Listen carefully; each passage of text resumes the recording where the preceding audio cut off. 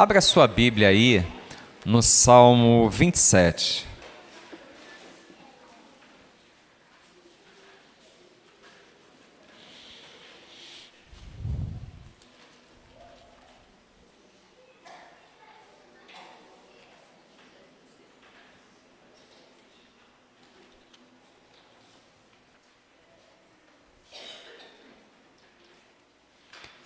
Eu quero ler apenas um versículo com você do Salmo 27, o versículo 4. Como é apenas um versículo, eu vou convidar a igreja toda para ler junto comigo, amém? Vamos juntos? Uma coisa peço ao Senhor e a buscarei, que eu possa morar na casa do Senhor todos os dias da minha vida, para contemplar a beleza do Senhor e meditar no seu templo. Feche seus olhos, vamos falar com Deus. Pai amado, nós glorificamos o teu nome. Te louvamos, Pai, e te agradecemos pela oportunidade que tu nos concede, Senhor, de estarmos neste lugar. Um lugar, ó Deus, que busca pelo teu nome, um lugar, ó Deus, onde buscamos a tua presença, um lugar onde celebramos, ó Deus, o teu nome, que é sobre todo nome nesta terra.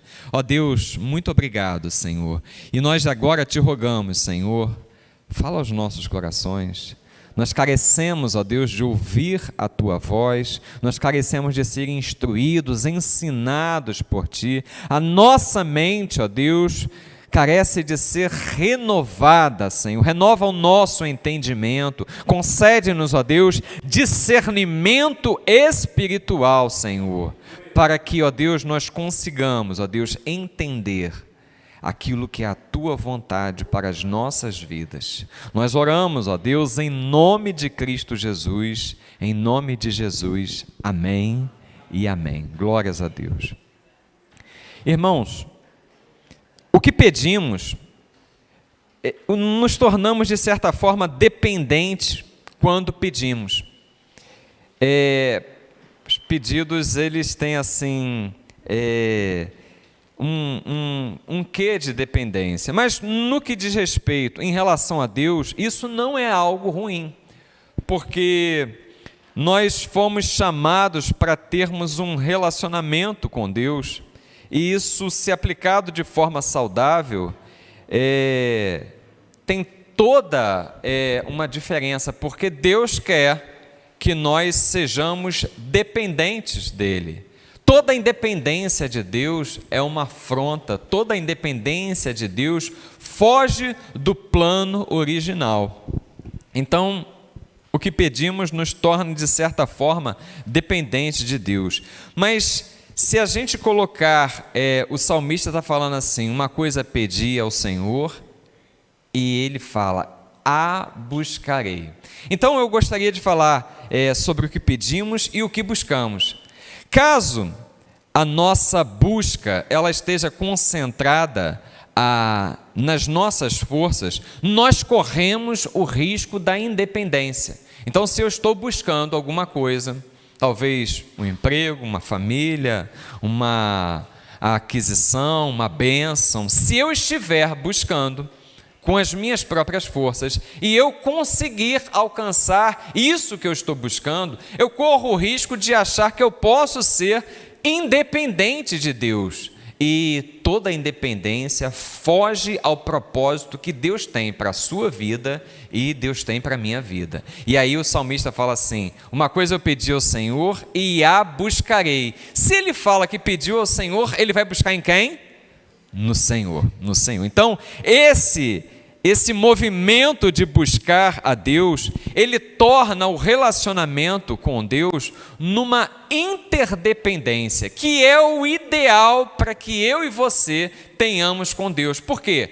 Por que uma interdependência? Porque Deus, ele quer que nós tenhamos um relacionamento de filhos, né? Ele se posicionando como pai. Então, o que o pai espera de um filho é que o filho faça a sua parte. O pai, ele vai sempre ter satisfação. alegria em poder dar, em poder abençoar, em poder conceder aquilo que o filho pede, aquilo que o filho precisa, aquilo que o filho busca. Mas existe sempre um mover da parte do filho, uma contrapartida. Então, se torna nesse relacionamento, saudável com Deus e, por que não dizer, com o próximo, uma relação de dar e receber. Você tem algo para dar para Deus. Você acredita nisso? Você tem algo para dar para Deus. Eu tenho algo para dar para Deus.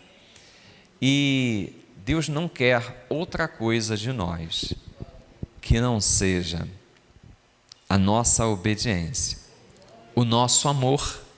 Irmãos, amar a Deus sobre todas as coisas é o principal dos mandamentos e está dentro desse entendimento de busca e petição e dependência, interdependência. O salmista, ele começa falando de buscar, de pedir, e a gente vai entendendo que esse buscar é um pedido mais intenso, porque é algo que ele ainda não recebeu. Ele pediu, não recebeu, então ele começa uma petição, uma busca mais intensa. É algo mais intenso, mais profundo.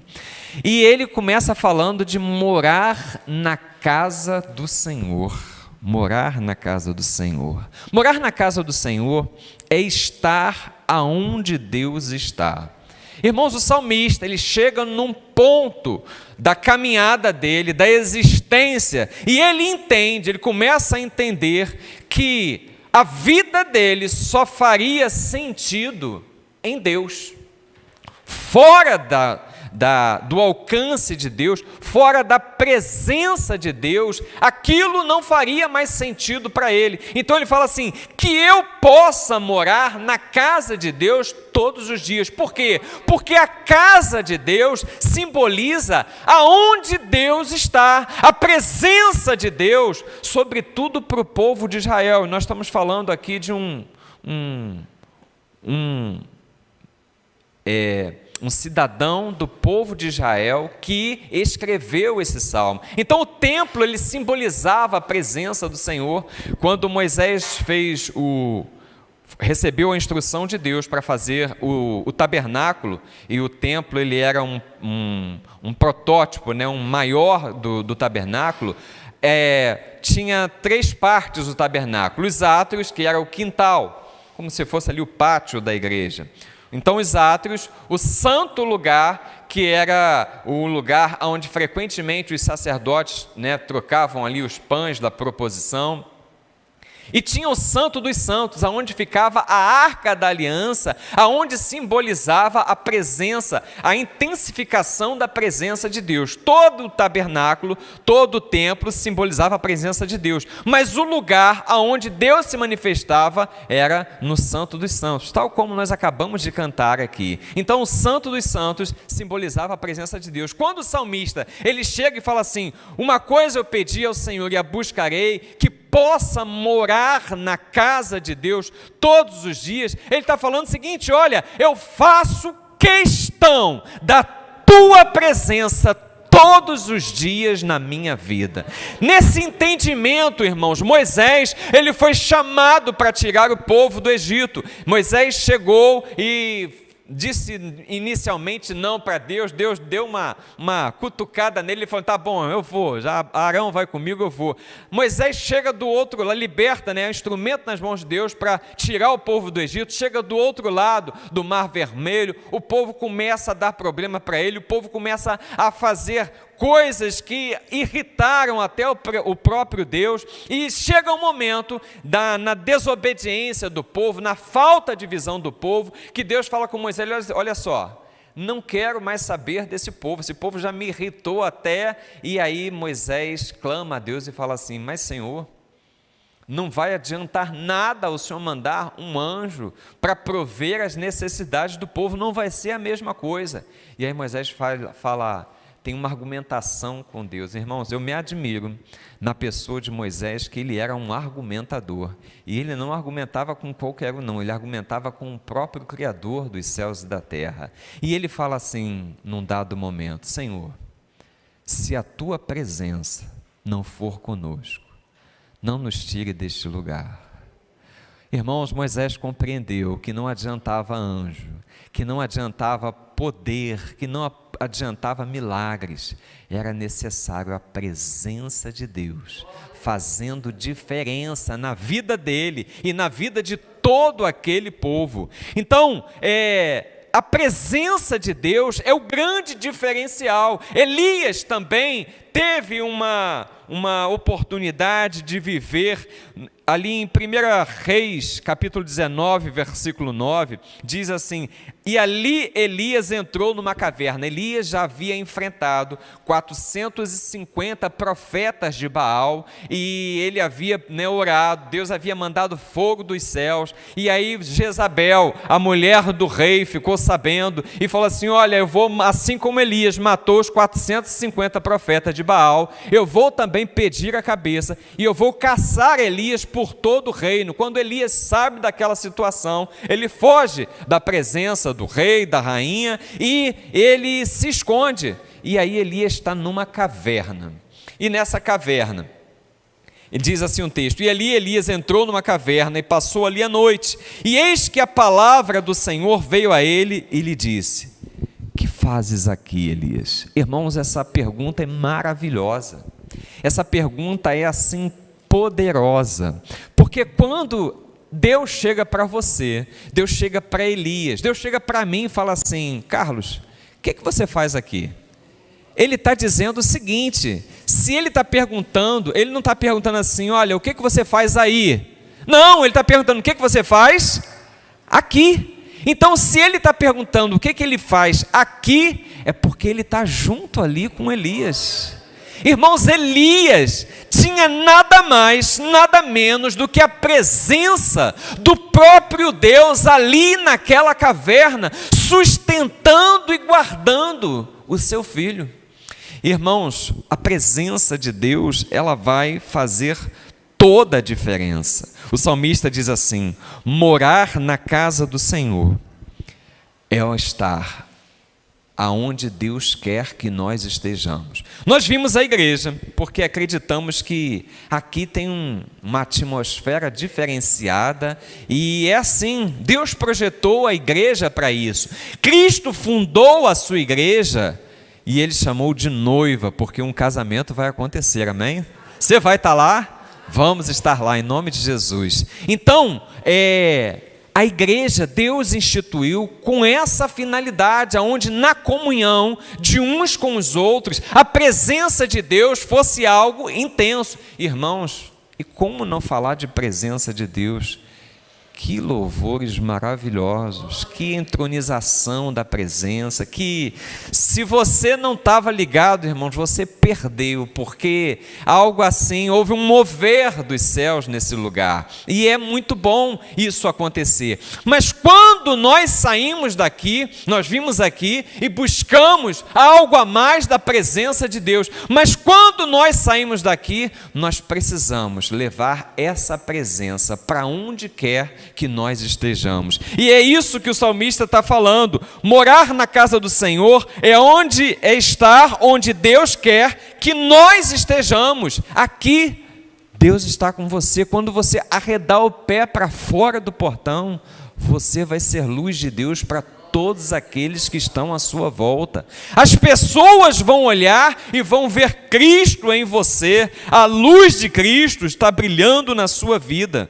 Morar na casa do Senhor é sentir a presença de Deus em todos os momentos da vida. Jesus Cristo, irmãos, ele não nos passou, ele não nos pregou um evangelho de água com açúcar, onde tudo vai bem sempre. E isso é um engodo, porque a verdade é que ele avisou, ele nos advertiu, ele falou assim: no mundo tereis aflições, mas tem de bom ânimo, eu venci o mundo. Você pode dar um glória a Deus por isso? Ele venceu o mundo e ele nos prometeu companhia constante. E eis que estou convosco todos os dias até os confins não é? Então, até os últimos dias, Ele vai estar conosco. Eu e você temos garantida a presença constante dEle. Então, morar na casa do Senhor é uma alusão, uma menção à presença do Senhor. Podemos chegar e dizer, como falou Moisés: Senhor, se a Tua presença não for conosco, não nos tire daqui. Não nos faça mover desse lugar. A presença de Deus é o grande diferencial na sua vida. Por quê? Como a gente falou, o dia mau, ele chega na vida de todo mundo. Mas quando nós temos a presença de Deus, nós vamos passar por esse dia mau, sustentados, guardados por Ele. Nós vamos passar por esse dia mau, onde a presença dEle vai ser a grande diferença entre aquele que tem o temor de Deus e aquele que não tem. Então, a presença de Deus, morar na casa do Senhor, é uma menção à presença de Deus. Agora ele vai assim um pouco mais adiante, e ele fala assim: contemplar a formosura do Senhor. Irmãos, contemplar a formosura do Senhor quer dizer que o desejo do salmista era crescer em intimidade com Ele. A proposta que Deus tem para a minha vida e para a sua vida, para a sua igreja, para cada discípulo, para aquele que um dia levantou a sua mão para Ele, é que você e eu, nós estejamos inseridos em um relacionamento real e pessoal com Ele, porque Deus é uma pessoa, amém? Ou melhor dizendo, 3, o Pai, o Filho e o Espírito Santo. Mas nós nos relacionamos com as pessoas da Trindade porque são pessoas. Quando lá em Gênesis ele fala assim: façamos o homem a nossa imagem e semelhança. Então, nós temos a imagem e semelhança de Deus em nós e nos relacionamos com o nosso Deus como pessoa. E isso faz toda a diferença, porque tem gente por aí deificando a energia. Não, Deus é uma energia, e a pessoa que acredita que Deus, a divindade, é uma energia, não se relaciona com essa divindade como pessoa. Então tem uma dificuldade. Nosso Deus não, Ele é pessoal, Ele sente. Irmãos, o Filho amado de Deus, Ele encarnou na figura humana e Ele sentiu todas as necessidades que um ser humano sente. Sentiu fome, passou 40 dias no deserto em jejum, sentiu sede, foi tentado em todas as angústias do ser humano, mas não pecou. Irmão, você quer mais pessoalidade do que isso? E Ele não pecou. E Ele está experimentado em tudo aquilo que você tem para passar ou já passou nesta terra. E Ele experimentou tudo isso. E grande, irmãos, grande foi o amor manifesto dele na cruz do Calvário. Então, contemplar a formosura do Senhor, o salmista está dizendo o seguinte: eu quero conhecer, eu quero crescer em intimidade com Deus. Eu quero falar para você o seguinte: Deus, talvez você, talvez em algum momento eu, tenha pensado que eu conheço muito a Deus. É um engano, irmãos. Deus é uma fonte inesgotável. Inesgotável. O que eu conheço de Deus, o que você conhece de Deus, não é assim um conhecimento ínfimo, porque Ele quer se revelar dia a dia a você e a mim.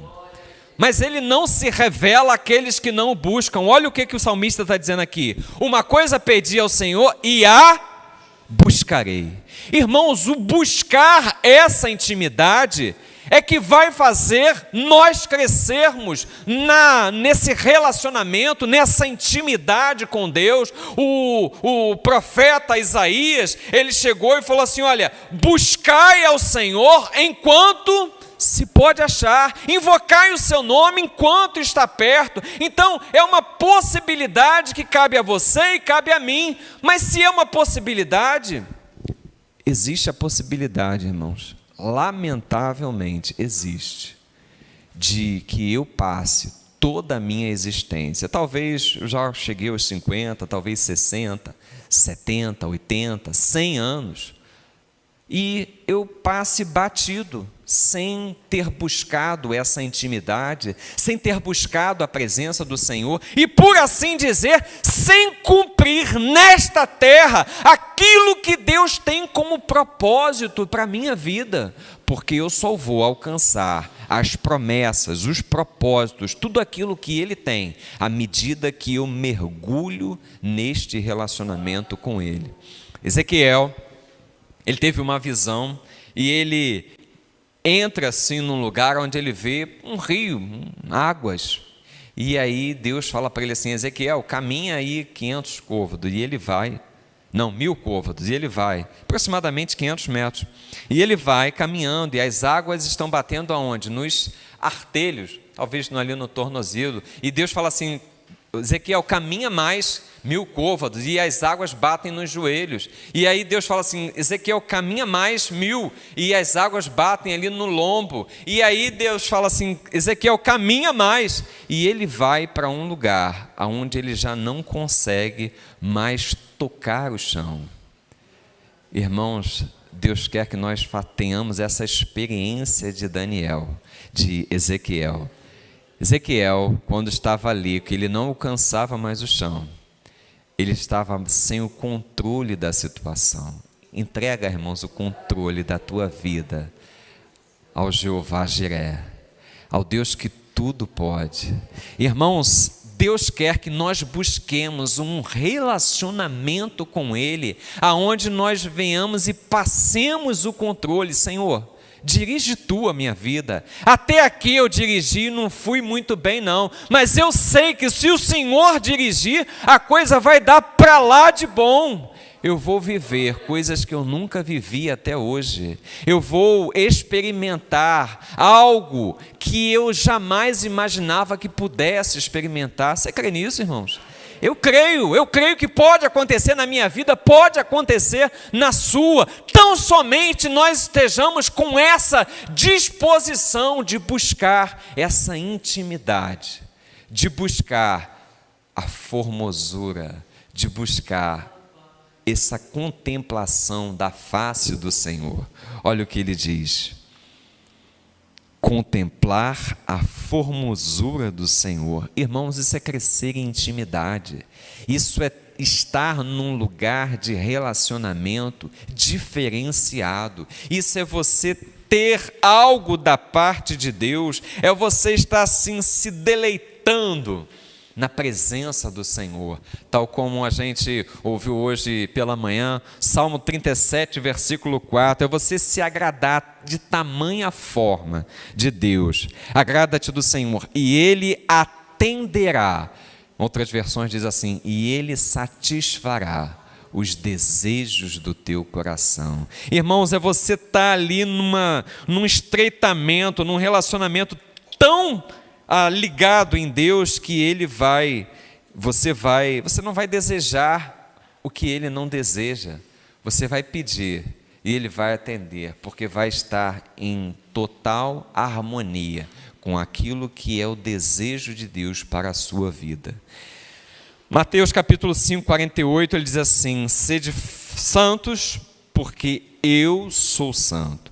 Melhor, sede vós perfeitos, como é perfeito o vosso Pai Celestial. Então eu e você, nós podemos buscar este relacionamento, aonde nós alcancemos aquilo que é a vontade de Deus para as nossas vidas: santidade, perfeição de Deus na nossa vida, por conta de um relacionamento de intimidade, contemplar a formosura do Senhor.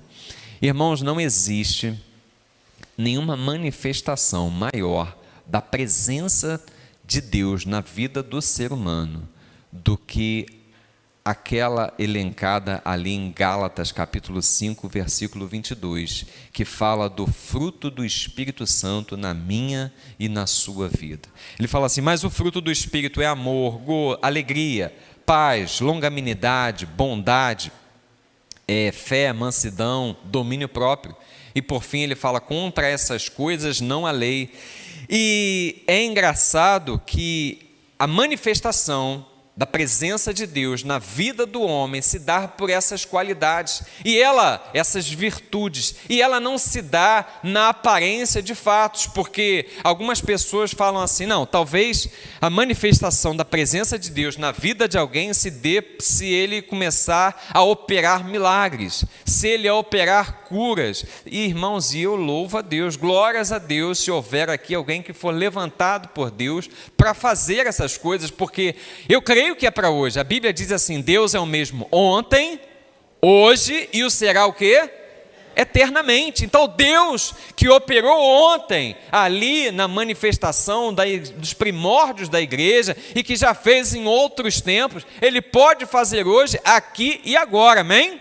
Então assim nós cremos. Mas a manifestação da presença de Deus maior não é por operação de milagres, não é por curas. A operação maior de Deus, da presença de Deus, é quando uma vida é transformada e manifesta estas virtudes. Amor. Irmãos, o amor ele cobre uma multidão de pecado. A alegria é fruto do Espírito Santo, a paz, bondade, Então, essas virtudes são frutos de uma vida transformada, uma vida na presença de Deus, uma vida que cresce em intimidade com Deus. Então, cada vez que nós somos aperfeiçoados nestas virtudes, Deus, Ele está trabalhando nas nossas vidas, nos tornando a imagem do seu Filho Jesus Cristo, a estatura de varão perfeito.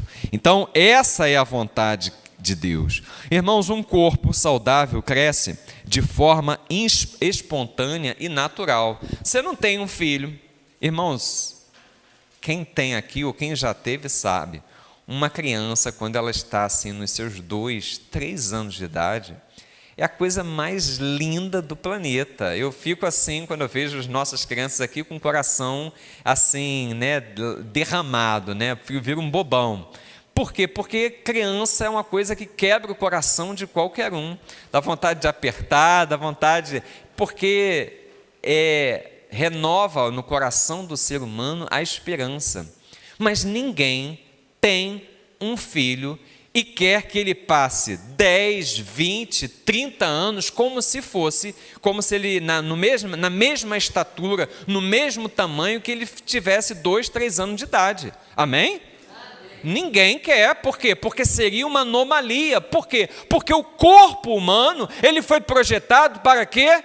Para crescer, e é algo que acontece espontânea e naturalmente, e glórias a Deus por isso. A vida espiritual, a nossa vida em Cristo Jesus, quando nós nascemos de novo, existe também um crescimento, que eu não posso chamar que é natural, porque é algo de ordem espiritual, mas que deve acontecer dia a dia, assim como uma criança, ela tem 2 anos, ela vai fazer 3, 4, e ela vai pegando estatura, vai crescendo e vai se desenvolvendo. A vida nossa em Cristo Jesus também deve ser assim. Nós devemos procurar ser aperfeiçoados em Cristo Jesus. E como é que isso acontece, irmãos? Buscando. Eu não vou ter esse crescimento. Você não vai ter esse crescimento do nada. Diferente do crescimento da estatura física que acontece com o passar do tempo. Não acontece esse crescimento espiritual assim. Por isso que o salmista ele está aqui falando: uma coisa eu pedi ao Senhor, e eu a buscarei. Você precisa buscar esse crescimento. Eu preciso buscar esse crescimento. Por quê? Porque é possível que eu esteja 5, 10, 20, 30 anos aqui na casa do Senhor e seja ainda uma criança espiritualmente falando, sem maturidade para compreender e discernir as coisas do reino. Por quê? Porque não busquei crescer na presença do Senhor, não busquei intimidade com o Senhor, não me alimentei das coisas concernentes ao reino de Deus. O tempo, ele não garante o crescimento espiritual, mas uma busca sincera garante. Talvez tenham pessoas que com 2, 3 anos de evangelho tenham muito mais maturidade do que outros que têm 30, 40 anos de evangelho. Irmãos, e eu não falo porque sou novo no evangelho, não. Eu tenho perdi a conta, irmãos. Acho que 33 anos que eu entreguei a minha vida a Cristo Jesus. E isso eu olho muitas vezes, esses anos todos depõem contra mim. Por quê? Porque eu esperava, em 33 anos de evangelho, estar num patamar espiritual de maior intimidade com Deus. Mas eu preciso buscar, você precisa buscar. Nós não vamos crescer com o passar do tempo, isso é para o crescimento físico. Espiritualmente, nós precisamos buscar, nós precisamos desejar essa intimidade com Deus. Uma coisa eu pedi ao Senhor, e a buscarei, que eu possa contemplar a beleza da sua formosura. Irmãos, se não houver esse desejo no meu coração, se não houver esse desejo no seu coração, o tempo, ele não vai garantir esse crescimento. É algo que se move, as coisas no reino de Deus, coloca uma coisa no seu entendimento. As coisas no reino de Deus, elas acontecem de dentro para fora. É a dinâmica no reino de Deus. Então, você dá vazão àquele desejo. Você estava aqui agora louvando, adorando, e o Espírito Santo falando ao seu coração. Você está ouvindo agora essa mensagem, o Espírito Santo está falando ao seu coração. E aí você dá guarita aquilo no seu coração, você guarda e você fala, não, eu preciso buscar, eu preciso. E aquilo vai acontecendo, aquele mover do Espírito Santo, ele começa a falar no seu coração, você dá guarita, você atende aquele desejo, não, eu quero mais de Deus, eu quero mais da presença de Deus. E aquilo vai movendo do teu interior e aquilo vai mudando todas as tuas atitudes, aquilo vai mudando todo o teu ser, aquilo vai mudando o seu proceder, e as pessoas que estão à sua volta vão falar assim, olha, tem algo diferente em você. Aí você vai falar assim, não, eu estou numa vibe, eu estou num link com Deus, estou numa conexão com o Espírito Santo, que é algo que tem feito bom. Mas a pessoa, mas como é que é isso? Olha, aí você vai falar daquilo que você está vivendo, dessa busca que você está, dessa intensidade que você está recebendo de Deus. Uma coisa, eu pedi ao Senhor e a buscarei. Contemplar a beleza da sua formosura, crescer em intimidade com Ele, buscar a sua face, crescer, contemplar a face do Senhor está em torno de tudo aquilo que envolve o reino de Deus. Eu preciso me alimentar, é agradar-me em tudo que Deus se agrada e aborrecer tudo o que aborrece a Deus. É resgatar a imagem e semelhança de Deus que nós fomos criados. Irmãos, Deus se agrada muito do nosso zelo. Deus se agrada muito do nosso cuidado no relacionamento com Ele. Ainda há pouco nós estávamos comentando sobre a EBD dos jovens, porque eu tenho 2 jovens em casa, então a gente estava na EBD dos jovens, estava falando sobre o capítulo 2 de João. Capítulo 2 de João tem a festa de Caná da Galileia, aí vem aquele tema, é possível, né? Crente bebe vinho, não bebe, crente bebe bebida alcoólica, não bebe. Eu falo para você, irmão, não brinque com fogo. Quem brinca com fogo se queima. Fuja de toda a aparência do mal. Você vai argumentar comigo, pastor, mas não existe proibição alguma na Bíblia não existe com essas letras, mas lá nas entrelinhas você vai, no temor do Senhor, se afastar de tudo aquilo que existe a aparência do mal. O apóstolo Paulo, orientando a igreja, ele fala assim: apartai-vos de toda a aparência do mal. Irmãos, eu já achei que por deixar de observar esse texto, eu já achei, falei assim, não, ninguém tem nada a ver com a minha vida.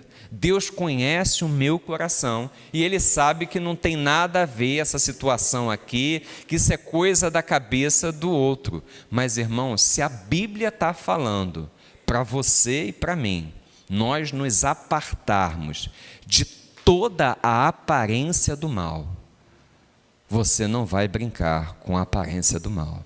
Você vai se afastar disso, porque isso pode ser uma pedra de tropeço na tua caminhada, uma pedra de tropeço naquilo que você está desenvolvendo no seu relacionamento com Deus. Então, agradar-me de tudo o que Deus se agrada, aborreça tudo o que Deus aborrece. Se afaste de tudo aquilo que existe a possibilidade de te afastar da presença de Deus. Vou andar com aqueles que podem trazer alguma edificação para mim. Vou andar com aqueles que podem acrescentar algo, com homens e mulheres que vão fazer diferença de uma forma positiva, que tenham a possibilidade de me deixar mais próximos de Deus. Pastor, mas e o restante? O restante não faça questão, a não ser que eles venham chegar para você e perguntar assim, mas vem cá, o que está acontecendo aí? O que você está vivendo? Qual é essa... aí você vai falar assim, olha, eu estou em Cristo agora. Mas que negócio é esse de Cristo? Aí você vai estar preparado, como disse lá em 1 Pedro, capítulo 3, versículo 15. Esteja preparado para responder com mansidão e temor a qualquer que perguntar a razão da fé que existe em você. Então esteja preparado para responder para essas pessoas. De resto, procure caminhar com quem vai te trazer edificação na presença de Deus, com quem vai te deixar mais próximo de Deus, e se livre de toda a aparência do mal, porque isso não faz parte da sua busca com Deus, isso não vai trazer edificação alguma para a sua vida.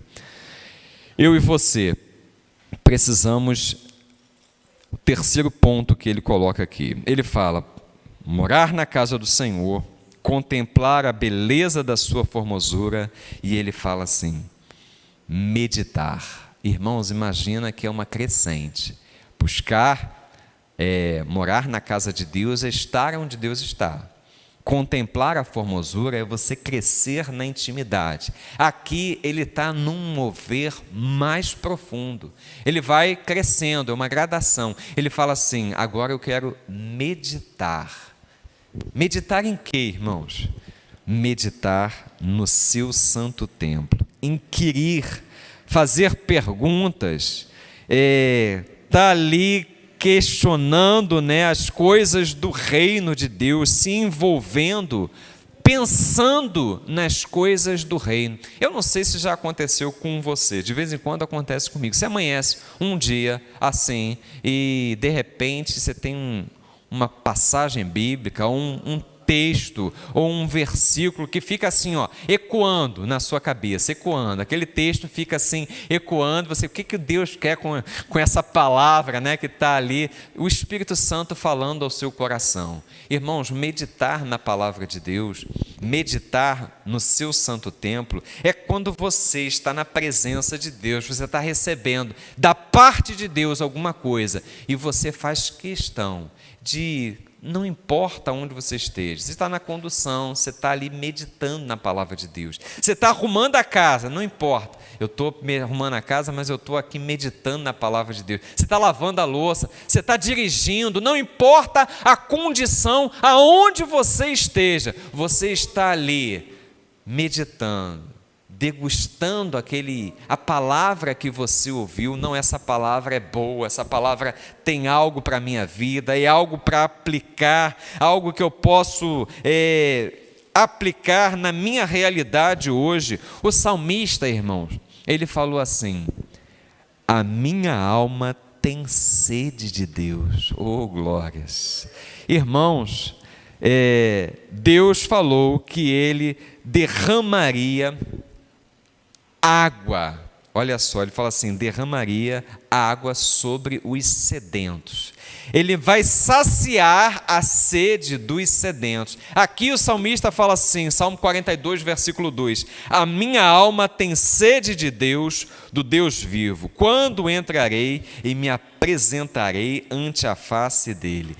João, ele vai escrever no Evangelho, nas palavras de Cristo Jesus, ele diz assim: quem crer em mim, como diz a Escritura, do seu interior fluirão rios de água viva. Sabe como é que do teu interior flui rios de água viva? É quando alguém vem apresentar algum questionamento, alguma situação para você, e você automaticamente, o que vem para você responder aquela questão é algo da palavra de Deus. E aí você dá uma solução para a pessoa: olha, se fosse você, eu faria isso assim, desse jeito, porque a palavra de Deus nos orienta dessa forma. É do teu interior que está saindo rios de água viva, amém, irmãos? Amém. Então, você precisa ser canal da bênção de Deus para aqueles que estão à sua volta, porque você foi chamado para ser esse rio de água viva. João 4,14 diz assim: mas aquele que beber da água que eu lhe der, nunca terá sede, porque a água que eu lhe der se fará nele uma fonte que salte para a vida eterna. Oh, glórias a Deus, louvado seja o nome. É o diálogo de Cristo Jesus com a mulher samaritana. Na verdade, meditar no seu santo templo quer dizer que você vai estar meditando em tudo aquilo que você recebe, que diz respeito ao reino dele. Como é que isso acontece, irmãos? Nos nossos momentos com Deus, palavra de Deus, oração. Irmãos, a oração, alguns pensam que é um monólogo, aonde eu falo e depois eu falo e depois eu falo de novo. Lê do engano. A oração é um momento onde você fala e você precisa ouvir a voz do Espírito Santo de Deus. O Espírito Santo de Deus, ele fala, testifica com o nosso espírito que nós somos filhos de Deus. E assim como ele testifica com o nosso espírito que nós somos filhos de Deus, a voz do Espírito, ela fala no seu espírito. Ela fala no meu espírito. Então, a oração é um diálogo onde você fala com Deus e você ouve a voz de Deus. Irmãos, que coisa maravilhosa é ouvir a voz de Deus. Irmãos, nós somos feituras suas, feituras de suas mãos, obra que ele começou e há de terminar, porque nós estamos em crescimento, amém? Nós estamos buscando esse crescimento na presença de Deus. Meditar nas coisas do reino de Deus nos conduz a esse crescimento. Meditar faz parte desse processo de amadurecimento na presença de Deus. Deus não vai ficar irado se nós perguntarmos as coisas a Ele. Mas quando você perguntar uma coisa a Deus, você só corre um risco de Ele responder. E quando ele responder, irmãos, isso vai te deixar maravilhado. Isso vai te deixar maravilhado. Como é que Deus responde, pastor? Deus responde assim como eu falei para você. Você pode estar na oração e recebendo algo da parte de Deus. Deus responde através de uma ministração como essa. Deus responde através da igreja de Cristo, de um irmão que se levanta para falar uma palavra da parte de Deus para você. Deus responde através da sua palavra, quando você para ler a palavra e aquilo ali vem ao encontro daquilo que você está colocando para Deus. Irmãos, Deus fala de muitas maneiras, mas eu fico com o dizer do autor do livro de Hebreus, quando ele começa ali no capítulo 1, ele fala assim: havendo Deus falado de muitas maneiras aos pais pelos profetas, Hoje Ele nos fala pelo Filho. E o Filho de Deus nos prometeu companhia constante para todos os dias da nossa vida. Então, pedir e buscar é parte de um relacionamento dessa interdependência. Interdependência por quê? Porque eu busco, Deus me dá uma resposta, ou é sim, ou é não, ou é espera, mas Ele vai me dar uma resposta, Ele vai te dar uma resposta, e eu preciso dar a minha resposta também para Ele. Então, interdependência é isso, é você ter um relacionamento aonde você vai interagir com a pessoa da divindade, com Deus. Aplicar esta sinergia às questões na vida no reino de Deus certamente resultará em qualidade de vida. Ele prometeu para a gente vida. Eu vim para que tenham vida e vida em... Então isso vai resultar, essa busca sua, esse pedido seu, esse pedido meu, vai resultar em vida com qualidade, em vida com abundância. Morar na casa do Senhor, contemplar a sua face, meditar no seu santo templo, é parte integrante de um relacionamento com Ele. Você recebe essa palavra? Diga assim: eu recebo em nome de Jesus. Então fica de pé, vamos adorar a Deus.